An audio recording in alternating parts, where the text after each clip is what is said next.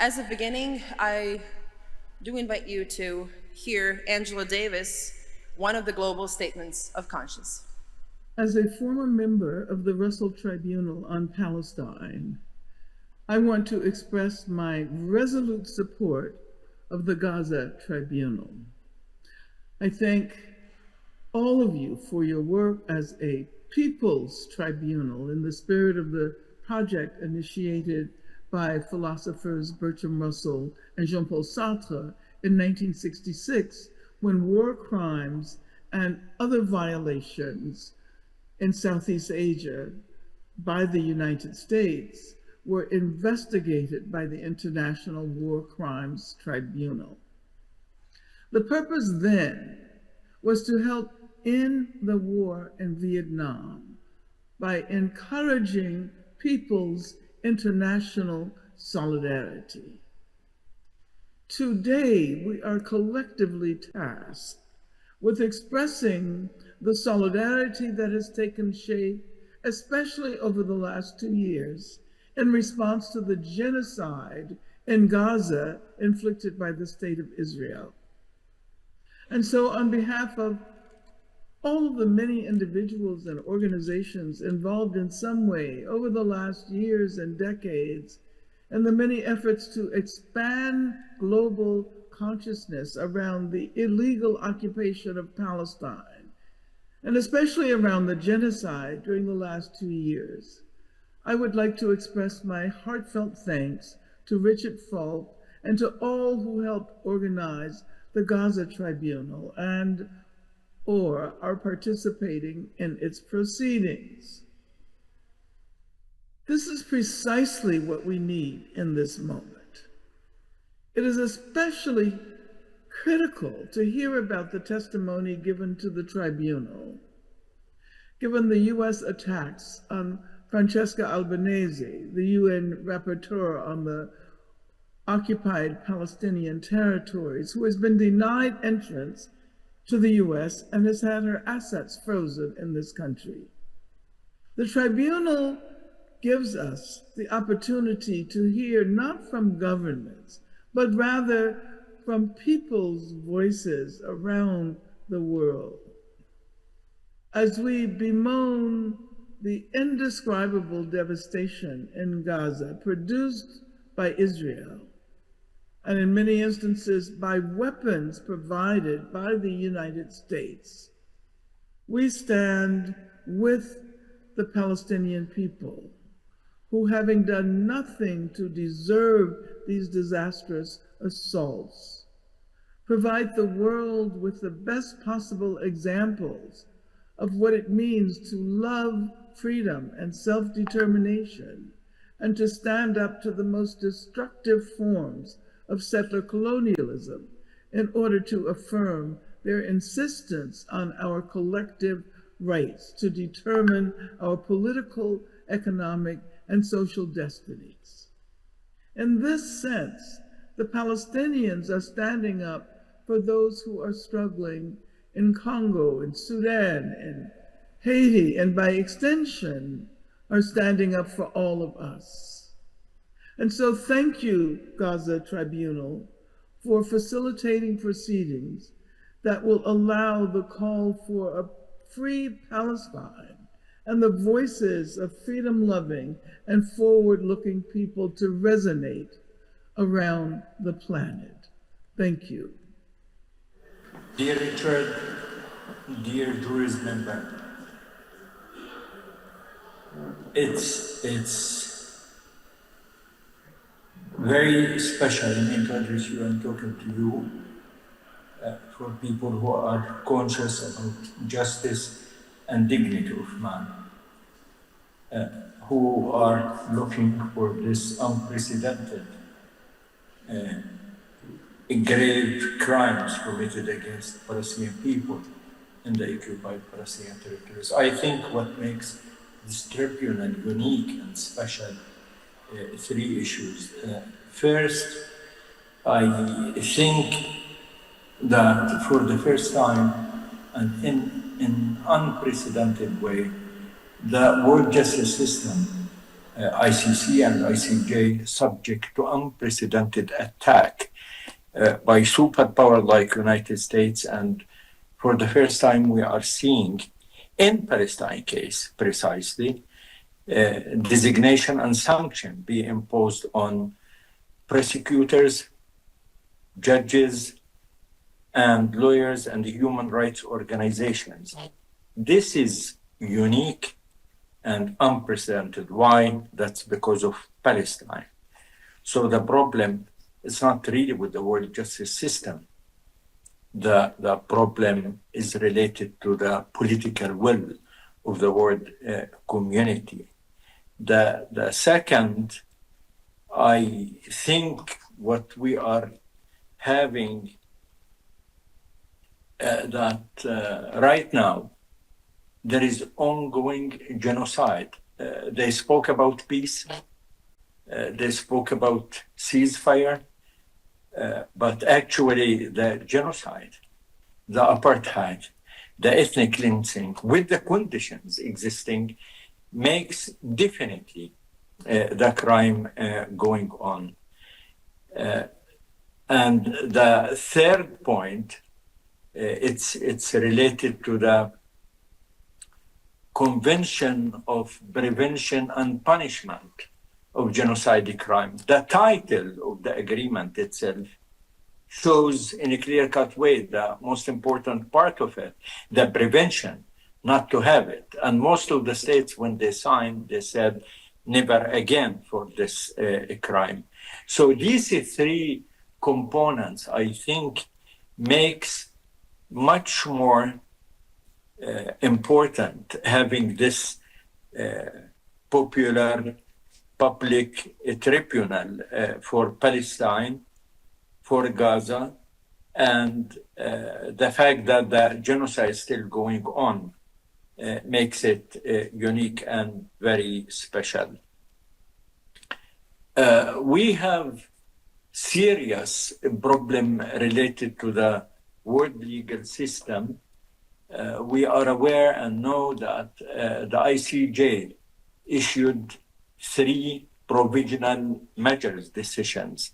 And these 3 provisional measure decisions was simple, clear, and it was precisely talking, allowing since January 2024, the humanitarian aid and the food supplies to go on to Gaza unconditionally.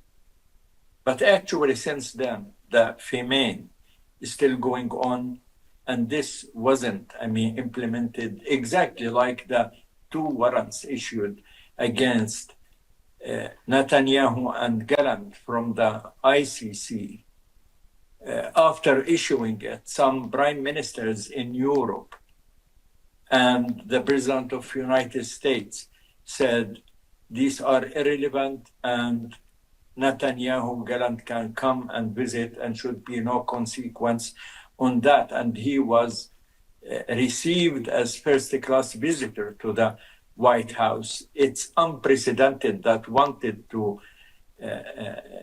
ICC and somebody who is suspected of doing war crimes, he is received full-fledged at the White House, not once, not twice, even 3 times after that.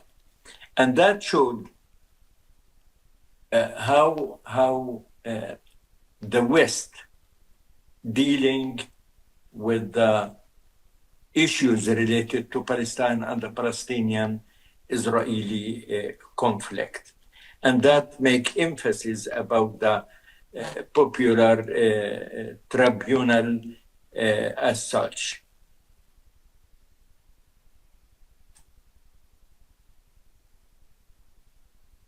I want to say for the first time ever, we have a clear-cut consensus among international human rights organizations, among the UN bodies, among the Palestinian human rights organizations and the Israeli human rights organizations about describing the situation and having the solid conclusions about what's going on and describe in very detailed and precise words that what's going on, it's a genocide against the Palestinian people.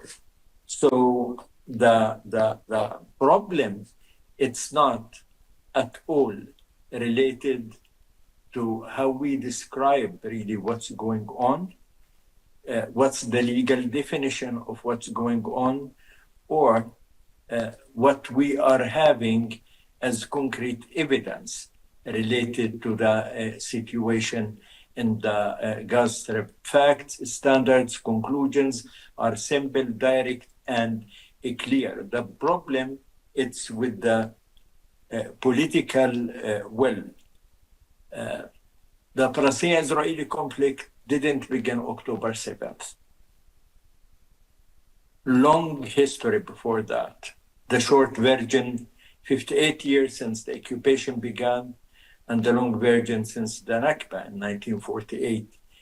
And the Israeli crimes evident and clear before October 7th. They are occupying power, and the occupation by itself a crime of aggression as it defined in the ICC Rome Statute. Two, we are having also the blockade on Gaza. We have the settlements policy in the West Bank. We have the ethnic cleansing in Jerusalem. We are having the pillage in the West Bank. We are having, beside the blockade, 5 wars launched against Gaza in the eye of the storm, were civilian and the civilian targets. So before the war, Israel was there in the ICC, and Palestine began to engage with the ICC since January 2015. The Palestinian-Israeli conflict is one of the most well-documented conflicts in the modern history. It's clear, simple, evident, and what's like there, not related to, again, facts or standards or the conclusions. It's related to the political will. Most recently, we have had something called Trump plan. Nobody wants peace, security, ceasefire more than the suppressed and the oppressed. Nobody need that more than the Gazans and Palestinians, those who are subject to massive destruction, massive displacement, massive killing, and famine. They want that badly. They seek to have it, but unfortunately, this came as just declaration of ceasefire. But how can we talk about peace while 90% of Gaza erased and destroyed, while almost 2 million displaced in Gaza, while still the famine all over the place, while there are lack of the basic, very fundamental issues like water, healthcare, hospitals, medicine, food, etc. So the current situation in Gaza, making genocide going on, making ethnic cleansing going on, without horizon, without agreement about ending the occupation, without agreement on having the Palestinians the right of self-determination, to achieve their unalienable rights of the Palestinian people, without having justice, dignity, and accountability for the criminals who committed these things. It's very hard very hard to speak about peace. The word peace, yet, it's a word used as mirage. It's not reality on the ground. What is going on till this moment, ongoing genocide, ongoing ethnic cleansing for the Palestinian people. Only, Palestinian people can enjoy the peace when they achieve, the right of self-determination and independence and ending the occupation. When they feel the genocider and those who practice the war crimes, the crimes against humanity, ethnic cleansing has been held accountable.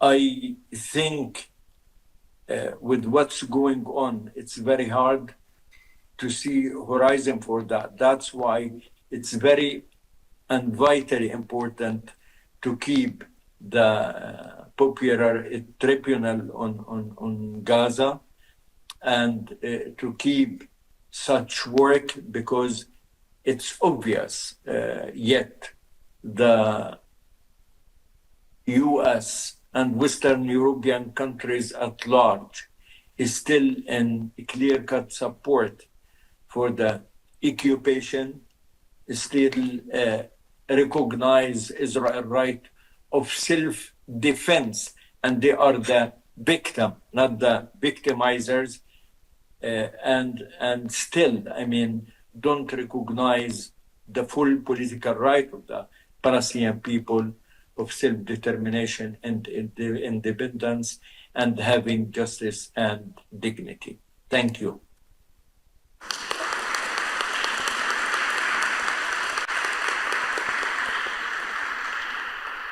Thank you very much, Mr. Sourani. And for those who were not able to be here physically or make a video, they did send us a message so that words can be heard. Arundhati Roy says, I'm sorry that I cannot be present at the final session of the Gaza Tribunal, so I thought I would at least send a brief message. Today is the 12th of October, and Israelis live-streamed genocide of Palestinians is just over 2 years old.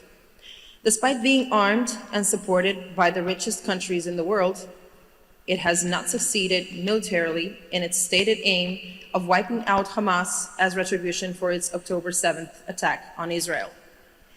Instead, it has killed almost 70,000 people who were part of the tiny, encircled, occupied, and isolated population of Gaza. The final death toll will only be known once the thousands of tons of rubble has been cleared. Days ago, a ceasefire was brokered by the government of the United States, which, according to its own State Department, has given $40 billion over the last 2 years to support Israel as it went about its hard task of murdering tens of thousands of civilians, mostly women and children, bombing 90% of Gaza's dwellings to rubble, destroying hospitals, and killing hundreds of journalists. Could Israel have done this without the support of the governments of the United States and Europe? Very unlikely. Certainly, the United States could have stopped the killing in an afternoon if it wanted to. So the question is, whose genocide is it, and who should be held accountable? It is hard to know at this point whether the ceasefire will hold, or whether it is yet another deadly, cunning trick. For the sake of the people of Gaza, I fervently wish that it will hold, even if it is a ceasefire that is designed to disguise a real estate deal that will profit a group of war criminals. For now, the killing must stop. If it does, perhaps this tribunal could hold a special session right amidst the rubble of what Gaza once was, where Palestinians will describe what they have endured and share their dreams for their future. Perhaps only then will we have the full measure of the honor and the horror that unfolded while the murderers were applauded and urged on. But until then, the task of keeping track, naming names, collating evidence will be a work in progress. The perpetrators are not only those who pulled the triggers and dropped the bombs, not only those governments officials who have driven Palestinians off their lands and to the brink of starvation and mass, Not only those who have used food and aid as a ruse to murder more people, not only those who have tortured and sexually abused Palestinian prisoners, but also those governments and corporations who have supported all of this. Also those mainstream newspaper and TV channels that have willfully lied and spread fake news. Also, those editors, columnists, and journalists who developed a sophisticated slanted language that dehumanized Palestinians and prepared the grounds for genocide with impunity. All these people and organizations will, I'm sure, one day be named and indicted. The task of defining who is the perpetrator and then bringing them to account is an onerous one. We need a genocide audit. I'm sure the Gaza Tribunal is fully cognizant of all of this, which is why your work is both urgent and necessary.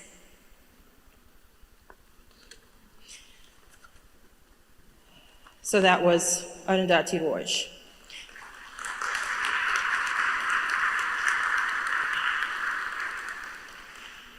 And now we will see a video message of Marcia Cross. For the past 2 years, we've been witnessing a genocide, the deliberate destruction of a people and their land in full view of the world. Every day has brought new evidence, entire families wiped out, people buried under rubble, children shot by snipers or blown to bits, their parents forced to pick up remains of their tiny bodies and put them into plastic bags. Neighborhoods have been flattened. In fact, 85% of all of Gaza has been decimated. Hospitals and their heroic doctors obliterated or taken hostage, and the list goes on and on. With the international community unable or unwilling to stop it, the legal and political systems designed to protect life have failed. International law, the very architecture meant to safeguard our common humanity, has been paralyzed by politics, by double standards, and by men who lack any conscience, who are in power with stockpiles of bombs at their disposal. And laughter, used to describe the use of newer and specialty weapons, asked for, given to, and used on the Palestinian people. In this vacuum of justice, the Gaza Tribunal was born, a moral court created by civil society to document the truth, to preserve evidence, to hold power accountable when official institutions refuse to do so or are unable to do so. My own awareness of the situation in Gaza happened in the summer of 2014. My daughters were 7 years old, and we were on a family road trip through the national parks. I would lie in the back seat of our SUV to avoid being car sick and scroll through my phone to pass the time between our stops. And randomly, I came across a post about Gaza. And until then, I knew almost nothing about Palestine and Israel. I just thought it was a place that was far away, and I was told it was beautiful and that I should visit it. I thought maybe I would one day. But then I started reading, and I couldn't look away. The number of Palestinians being killed was absolutely horrifying. There seemed to be no number that would satisfy the Israeli government in their retaliation. And I later realized that this was one of many, many battles, if you want to call them that. This one was called Operation Protective Edge. And I thought I needed to know more, so I began listening to Israeli soldiers from breaking the silence, speaking about the occupation and about checkpoints and about raids that terrorized citizens, waking them up in the middle of the night, taking over their homes. And I watched documentaries, and I saw with utter horror what was happening in this conflict that we were told was too complicated to understand. And I was horrified, but shamefully, I went back to my life, raising children, caring for my family, and I looked away. And then came October 7th, and of course, at first I reacted with horror at the attack, but I wasn't surprised.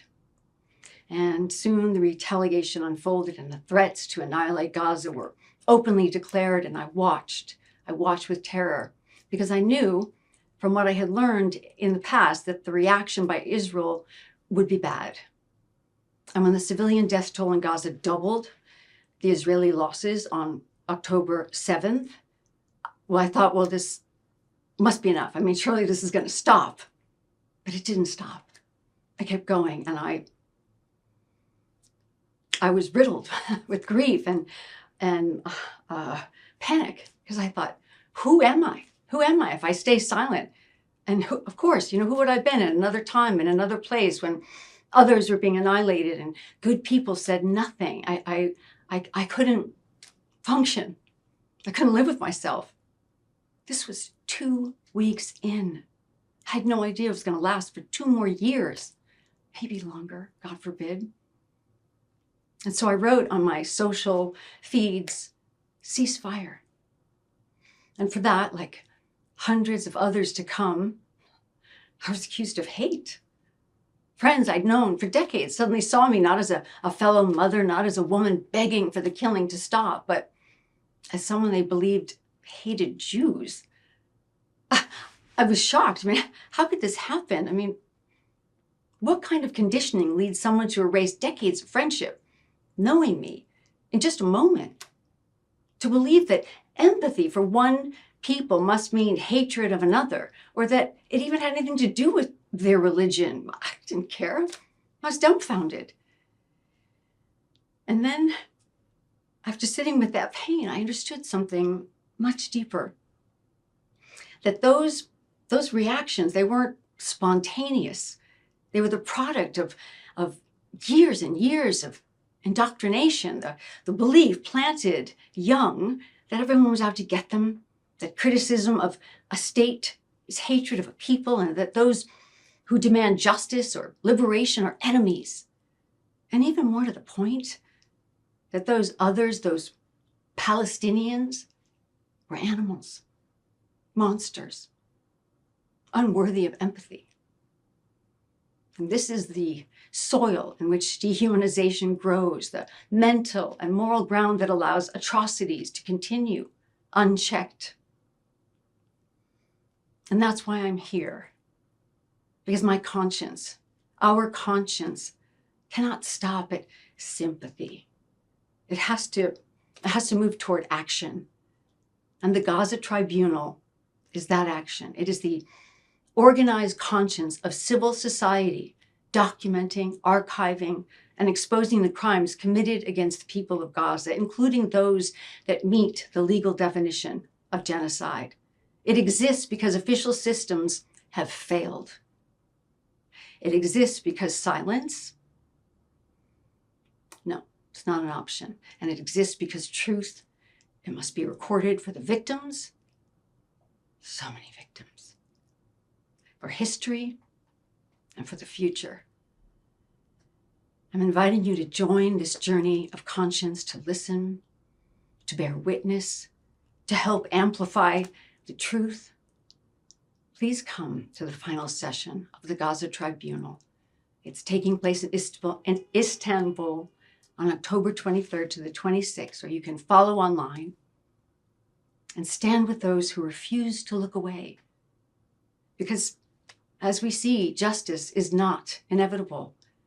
It must be willed into being through courage, through witness, through action, to help amplify the truth. Bismillah ar-Rahman ar-Rahim, in the name of God, the most compassionate, the most merciful. First and foremost, I want to thank you all for the incredible work that's been done with this tribunal to establish the facts that have been so obvious to anyone that's been paying attention, even with the bare naked eye, that this genocide has been the most horrific of our lifetimes, and it's one that must be sufficiently recorded, and it's one that must be sufficiently stopped, met with action. And you cannot record enough of the facts on the ground in every single dimension of this genocide's undertaking, whether it be in the destruction of the healthcare system, whether it be in the destruction of the ecology of Gaza. All of it comes together and is absolutely important for us, critical for us, to record each and every single part of it, because the story of the Palestinian people has been a story of redemption, a story of renewal after the Nakba, after removal. And for over 7 decades, the people of Palestine have insisted that whether they live physically in their land of Palestine or whether they remain only as emotional and spiritual dwellers in their historic homeland, that they will not allow for anything that has been a part of them to be forgotten, and that they intend to renew and to restore and to maintain the legacies that have been passed down to us throughout generation. I want to share one thing which I think is extremely important for us as we are undertaking this exercise, that you can never assume that history is going to be recorded properly in the moment. You know, many times we think that because things are so obvious, we don't have to worry about losing them in that moment. But if we don't record the story now, then our children won't know how to tell it. So it's important to establish the facts on the ground now so that we can have immediate and urgent action. The Palestinian people have suffered for long enough. The people of Gaza have suffered for long enough. But it's important that the story is also preserved and told for generations to come, because it may be that there's another generation that will certainly need to build upon the restoration. That's assuming the best case scenario of what we are able to achieve together. And I have no doubt that with inspired action, with experts, with academics, with activists, with people of conscience and people of faith, that we will be able to achieve in our lifetime some of the most remarkable things that are necessary to reverse the course that the Palestinian people have been put on, unfortunately, through these acts of destruction and before genocide of apartheid. So thank you all very much for being a part of this tribunal. And I pray that the facts that have been established are the foundation for a better future for the Palestinian people and for people around the world that are suffering under the boots of oppression and colonization. Assalamu alaikum. Peace be with you all. Mr. Tamim Barghouti will be speaking to us. Tamim, do you hear us?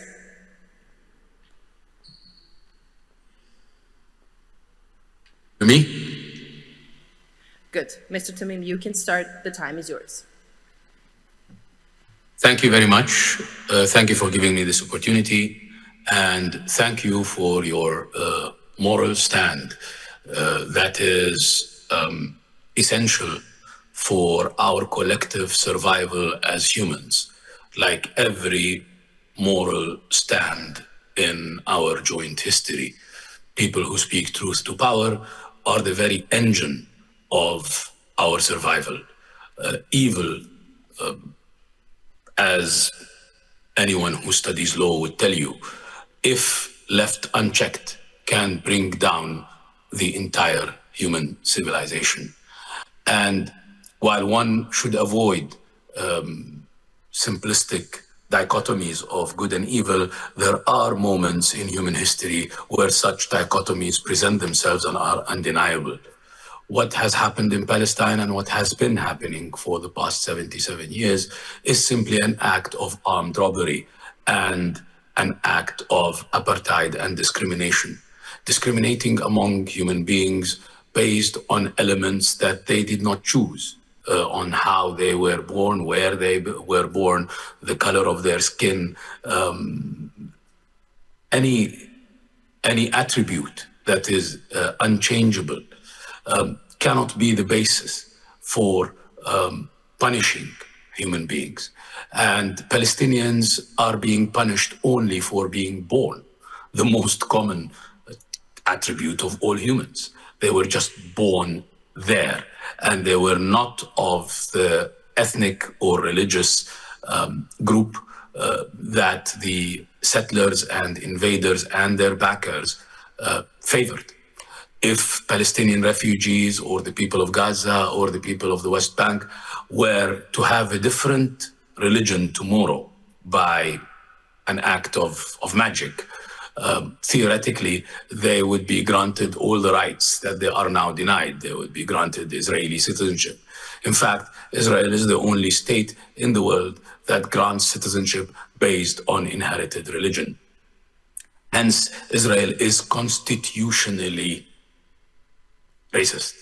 is constitutionally discriminatory and therefore constitutionally wrong as an idea. It elevates one religious narrative over all others in a land that is holy to all those religious narratives. It also engineers a majority by force of arms, an unnatural majority. Today, for the past 2 years, Israel has been trying to effect a new Nakba, a new ethnic cleansing of Palestine.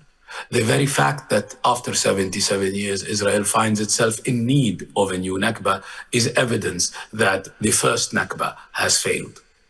And if the first Nakba failed, it is very likely that any later attempt to do the same would fail also, because it's much more difficult to displace 7 million Palestinians from mandatory Palestine, whether in Gaza, the West Bank, or in the land that was occupied in 1948. It's much more difficult to displace that number today than displacing 1/10 of that number 77 years ago. It was easier 77 years ago to do so in the aftermath of World War II and all the atrocities that happened then. And it was easier to displace them to countries that at the time were in all but name British and French colonies with smaller populations, weaker governments, and a situation of regional flux. So the displacement, the transfer, the ethnic cleansing, the genocide today has failed and will fail. The Palestinian people have endured extreme pain, unprecedented in the history of this conflict. Yet they have not been defeated. The people coming back to the ruins of their homes to pitch their tents on them were more in number than the people who were forced to leave their ruined homes 77 years ago. And that scene in and by itself speaks to the entire world that the project of displacing and replacing the people of Palestine with foreign settlers, that act of armed robbery has failed and will continue to fail. The violence that we have been experiencing is just, in my view, a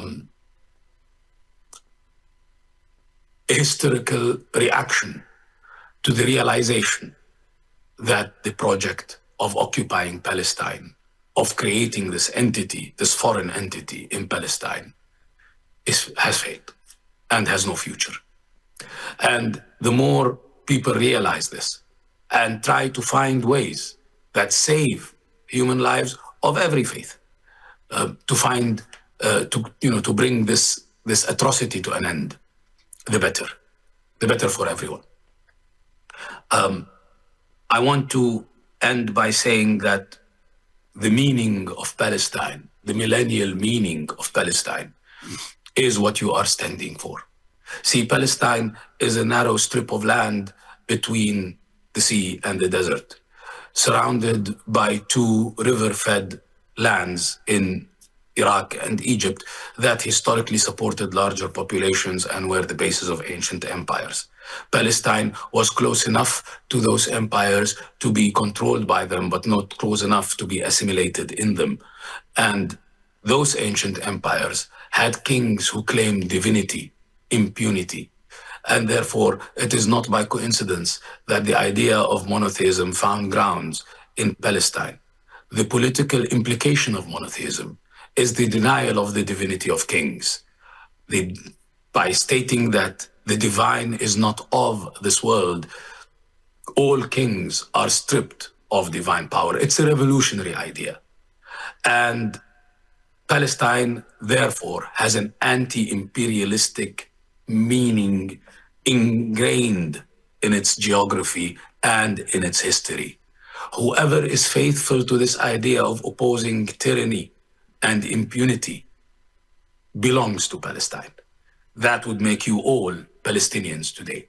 And whoever betrays this and becomes a pawn of empire, a pawn of might, against right or believes that might makes right, that he has the power of gods to give and take life and to say, according to his own whims, what is right and wrong, is the antithesis of Palestine. And therefore, the history of Palestine, the Jewish, Christian, and Muslim history bears witness, like you do, against Israel and against Zionism and against genocide and against ethnic cleansing.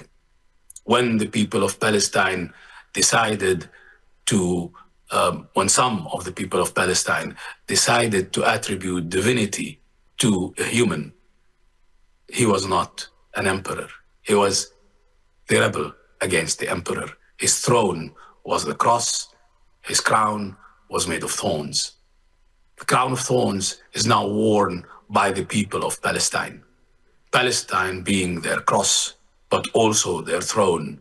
And this pain is the sign of their victory. Thank you very much.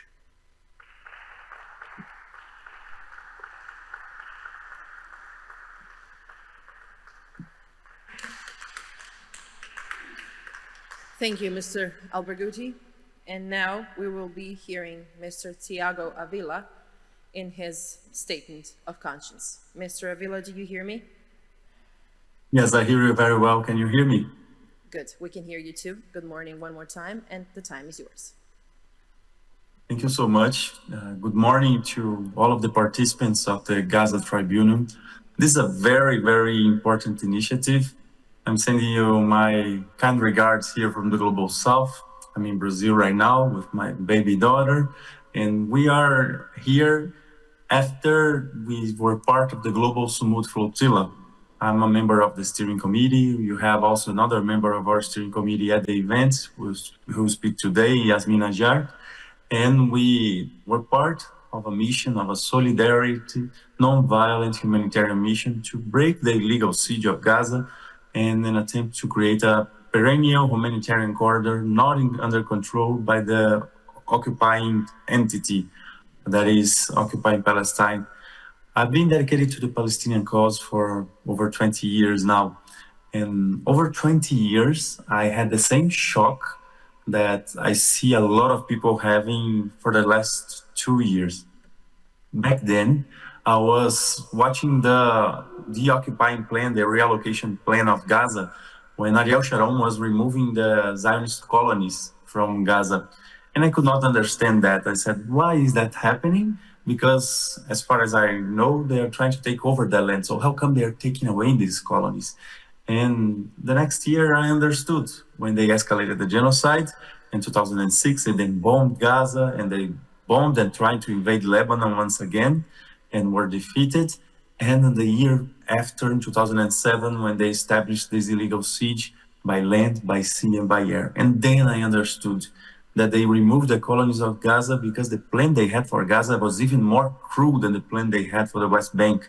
Was not only by taking over, doing the land grabs and taking over settlement by settlement, colony by colony, but was turning Gaza into the world's biggest concentration camp and now extermination camp. So it was very sad to see that. And once I understood that, I knew that I had to be there in support for these people. I was not that aware at the beginning, 20 years ago, of how was the inside, how was the mentality, the mindset, how was the understanding of the Palestinian people of the resistance. I knew that I was understanding and I was seeing there a colonization project. And now we can say very clearly there's been 8 decades of genocide and ethnic cleansing, which structured itself into an apartheid colonial state, which is led not by a religion, like I always thought in my young days, but by an ideology, a racist and supremacist ideology called Zionism. To understand this is to decipher the real meaning of the messages and to understand why we are dealing with a rogue state that really has no regard by international law. 20 years ago, I was so frustrating. I would say, how come they don't respect the resolution 194 of the right of return? How come since resolution 181 in 1947, they didn't respect, they were already taking and stealing 53%, almost 54% of the Palestinian land by then. And only 2 years later, in 1949, they were already stealing 78% of the Palestinian territory of historical Palestine. And they were never satisfied because this colonization project is very 15,000. expansion. It's very, very harmful for the world, not only for the Palestinian people.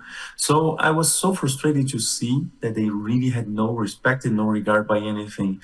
The same frustration that I see in millions of young people today when they see the Zionist entity bombing hospitals, schools, shelters, starving children to death, when they see that never before so many UN workers have been killed. Never before so many medical workers have been killed. Never before so many civil defense, so many journalists have been killed.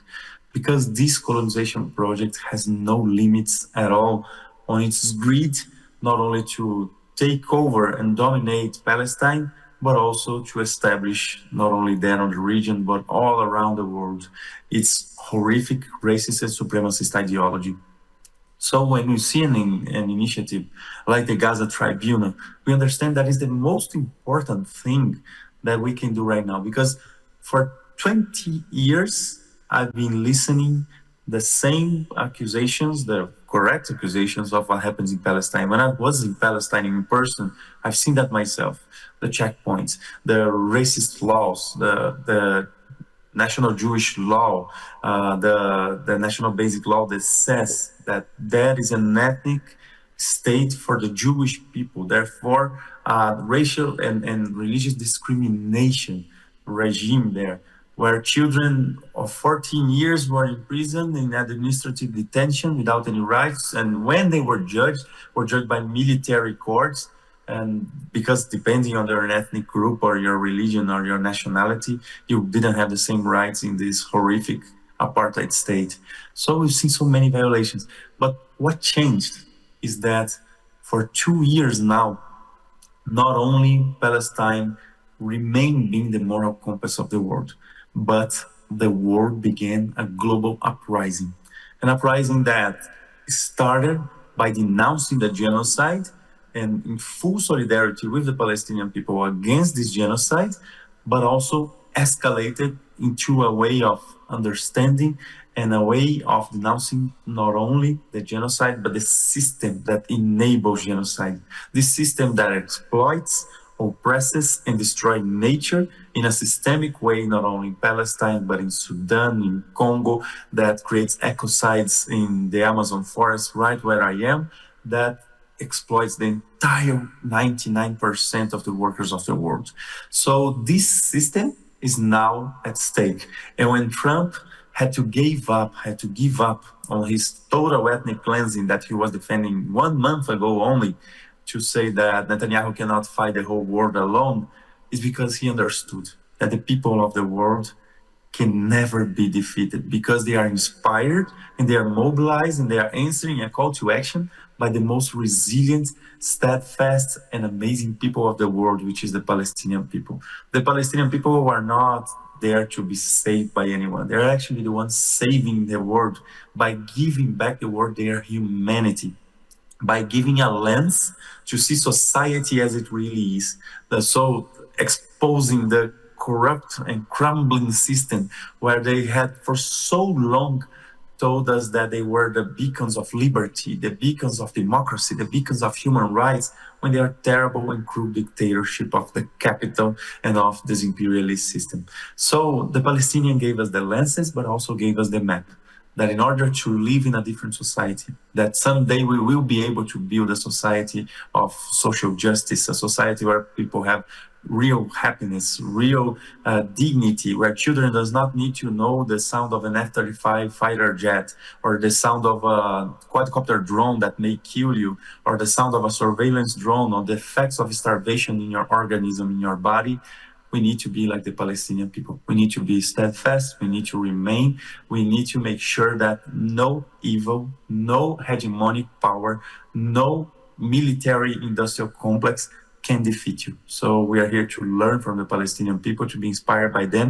And thank you so much for the Gaza Tribunal for being a tool to show us the way. International law has pretty much collapsed right now, but the Palestinian people in this global uprising are rebuilding international law based on what is really right, what is really just, and there's no peace without true justice. And that's what we need to build right now. Thank you so much.